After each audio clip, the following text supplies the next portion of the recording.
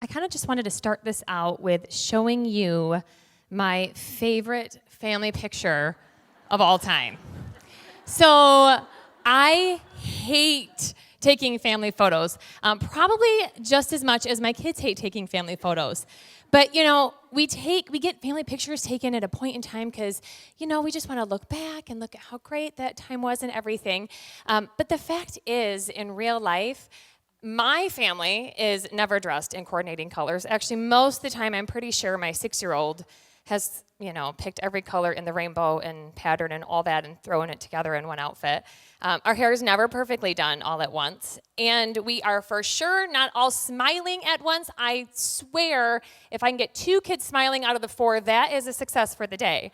So I just laugh because we take family photos and we want to put something out there, but it's not really always reality, right? It doesn't really show what reality is, but we always want to take those family photos. And we all do this. I mean, how many of us are, I already know when my next family photos are, and I'm already stressing about them. But for me, I love this one so much because I believe that this is a much more relatable photo to what life is like for most of us. It's a much more realistic glimpse into our lives. And for me, it just represents what has become my tagline over the past few years. And that tagline is perfectly imperfect. This has been my mantra when I come into contact with people over the past couple of years. I have a pretty good-sized social media following just because of the job that I do. And I feel that God has given me that platform as a way to share with other women that it's okay to share our imperfections. It's okay, it's okay to show our pictures with our kid screaming and crying. And not just share them, but finding a place where we also are kind of proud of them and we value some of those things we deem as imperfect. Let me see where I'm at here. My notes are all sorts of crazy. I'll show them to you in a second. Okay, so speaking of, being perfect, I have never been a perfectionist. I am far from type A. I'm not I want to be organized, but staying organized, can't do that. You would never describe me as someone who is real disciplined in anything. And the thing is, I've always known this about myself, so it's not like I've ever been like, oh, I'm really going to be clean today. It's just, that's not going to be me. But a lot of that, I think it's because I have ADHD, and I'm like, oh, well, that's not part of my personality, so that's just not what I'm going to be. So it's interesting how I just sort of said to myself, that is not going to be part of who I am, and that's okay. But let me give you a little bit of background on me. I grew up in a fantastic family. My parents are still married to this day. I am the youngest of 4 siblings, and we get along really well.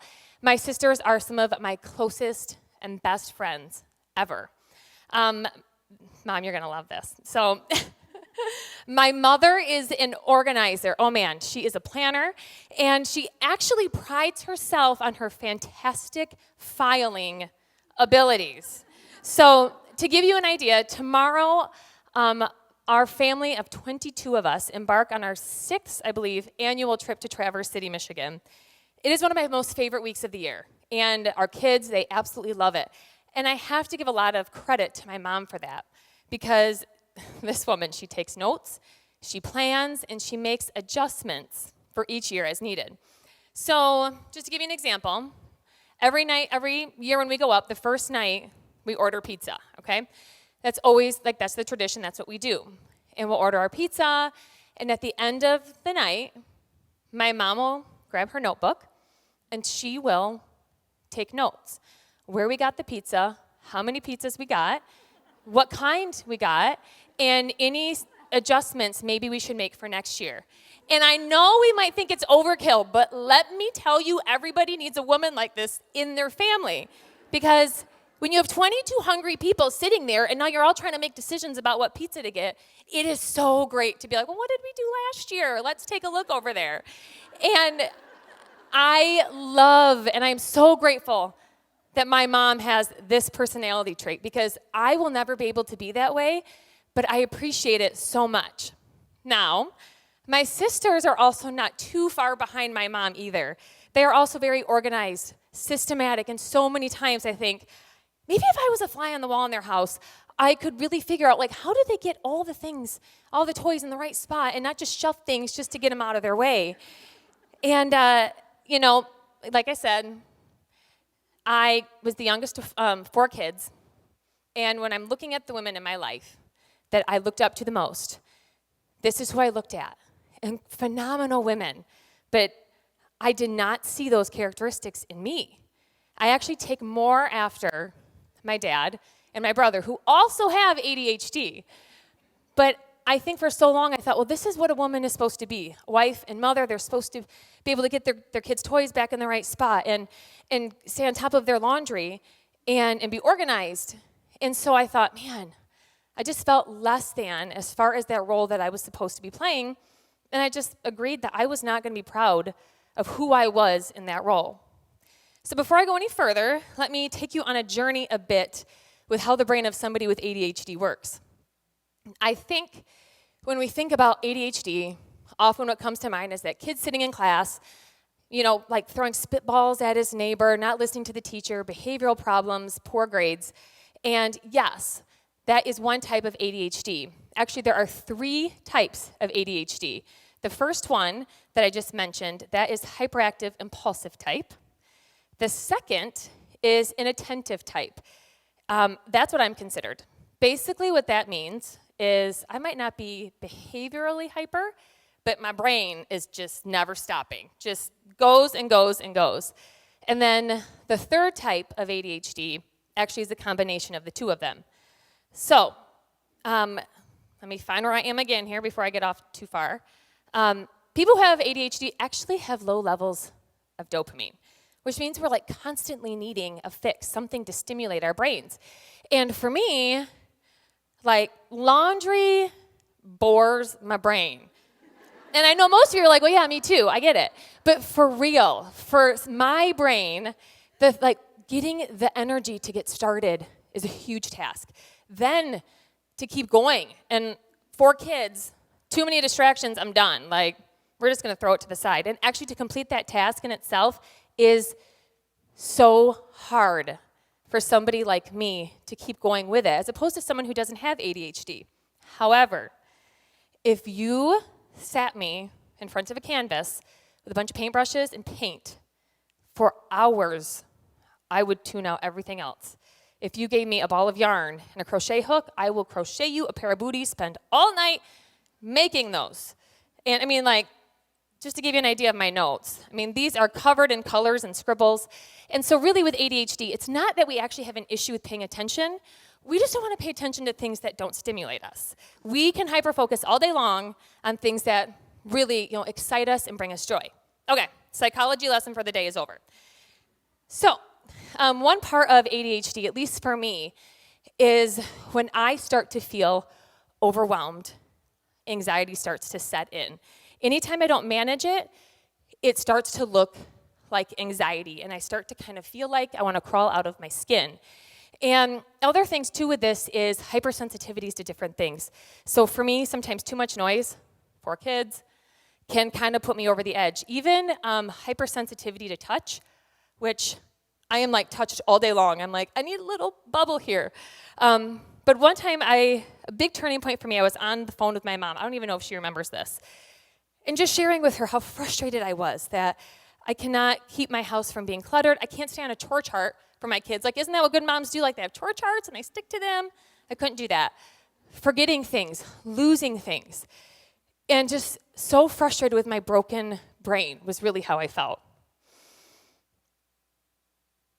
And I don't even know if she remembers this. But she said, Bets, do you know how gifted you are? Do you know, sorry, Joan Cricket, your sisters really had to work hard in school. And you just breezed on through. And when you write, people love to read that. And you can get on social media and pull people around a cause and really make great things happen. You are so busy looking at everybody's gifts and talents that you have totally unappreciated what God has given to you. I didn't value the things I could do. I didn't value that I could be artistic. I didn't value any of those things. All I cared about was, well, I'm not organized, you know? And I had completely missed what God had given to me. I had been a LuLaRoe retailer for over 3 years. For those of you that don't know, LuLaRoe is a clothing direct sales company. And my big claim to fame there is that I was the first retailer to sell anything via live video. Mainly because I couldn't take pictures. I was too disorganized, and live video was much more efficient. And my following grew quickly. And it is not because my videos were professional and everything was put together. I did not always clean up behind me. It was because I was raw, I was real, and when it is live video, you can't hide a whole lot. One time, my second born got so mad at me while I'm trying to sell clothes, and she goes upstairs, she grabs this little rocking chair in her room, and she chucks it down the stairs. And all the people watching me could hear was like this rocking chair going down the stairs. And you know, a woman who doesn't have it all together. But I found that sharing who I was and being okay with these parts of me that maybe I didn't think were so pretty was very therapeutic. I found the more I shared, the easier it became. And then I started to value then a lot of those gifts that God gave me. And it was interesting because then I would get messages from women saying, thank you, because now I don't feel so alone. Thank you for kind of being a hot mess, because I now know it's okay. I really thought I was the only one who couldn't get it together. And I don't know exactly at what point it was, but I became proud of imperfect me because sharing her had become a vehicle to help other women to feel okay and normal for themselves. And I realized that Jesus brought me to this place where I stopped seeing my lack of perfection as less than, but rather saw my abundance of imperfection, as odd enough as it sounds, as something perfect. Thus, perfectly imperfect became my mantra. And so, you know, God uses those of us who are a mess. He does. I mean, think about it. Rahab was a prostitute. Moses was a murderer. David was an adulterer. And what greater testament to how powerful God is, and the fact that he can take those of us that are really messed up and use it for his glory. Because if those people in the Bible were squeaky clean, we'd think, well, he's not going to use me because they have it all together and I don't.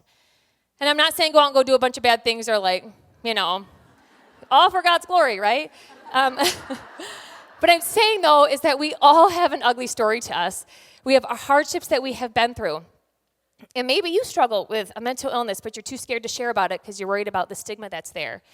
Maybe you are somebody who has had an abortion and you are so fearful to let anybody know because you are worried about being judged. Maybe you and your husband are going through a really rough time and you're just not quite sure where the marriage is. Maybe you have a strained relationship with your mother. And if there's anything else I could share with you, it's that I encourage you to find somebody who is safe that you can share that with. So I stand in front of you as a woman. I do not have a traumatic story to share. I have not been abused. I don't have addiction, although, maybe to crafting. I can't even remember a moment in my life where I did not know Jesus Christ. I don't have a major conversion story, no altar call transformations from me. But I stand in front of you as a woman who still is kind of a mess.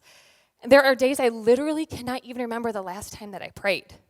I have arguments with my husband, and actually a couple weeks ago, I was so mad at him, I actually had to leave the house for 15 minutes just to calm myself down. My kids, I think, listen 50% of the time. I don't know, maybe that's a good stat, I don't know. Depends on the day. The cupboards in my home, if you open them, you might have to duck your head, because I often do the good old shove it in and quick shut method, right? I stand in front of you, woman who knows I have a pull in my heart to keep drawing closer to Jesus and trying to figure all of this out. I know my value is not on having a clean home, but just that I welcome people into my home. I'm a woman who loves my kids fiercely. And even though I don't teach them probably how to make their bed, I teach them how to apologize and to forgive, because Lord knows I've had to go to them and apologize so many times. Remember that picture I showed you in the beginning? The truth is that we have a lot of good-looking parts to us. We have a lot of gifts to be proud of. Celebrate those. But we also have those not so pretty parts, like, my screaming son there. And I encourage you, as hard as it is, to share those, because that is part of you and your story. I believe that sharing is what brings us healing, but also brings others to us so that we can be healing for them. We are asked to share a verse or two that relates to what we are sharing. And I'm going to be real. I am not a good Bible reader. I'm actually terrible at it. I went to Christian school my entire life, and yet I am pretty intimidated by this book. Recently, God has been convicting me to pick up his story and open it up, and I'm learning. But this part of speaking was actually the biggest task for me because I didn't just want to throw like some Jesus words at you, like, that looks good. That covers the task there. So I did. I prayed about it, and I almost think God wanted me to have this verse more. And I'm excited to share this with you. And it's funny because I feel like it's just my whole story summed up in Scripture. And I think, I'm so cool. I got this whole perfectly imperfect tagline, but really, God was the one, when I read through this, that came up with that whole concept. So I want to read to you and end with 2 Corinthians 12, verse 9 to 10 from the Message. And I like the Message because it just keeps it real, and I don't have to think too hard on trying to think about what it's trying to say. Because of the extravagance of those revelations, and so I wouldn't get a big head, I was given the gift of a handicap to keep me in constant touch with my limitations. Satan's angel did his best to get me down. What he in fact did was push me to my knees. No danger then of walking around high and mighty. At first, I didn't think of it as a gift and begged God to remove it. 3 times I did that, and he told me, "My grace is enough. It's all you need. My strength comes into its own in your weakness." Once I heard that, I was glad to let it happen. I quit focusing on the handicap and began appreciating the gift. It was a case of Christ's strength moving in on my weakness. Now I take limitations in stride and with good cheer. These limitations that cut me down to size, abuse, accidents, opposition, bad breaks, I just let Christ take over. And so the weaker I get, the stronger I become. Thank you.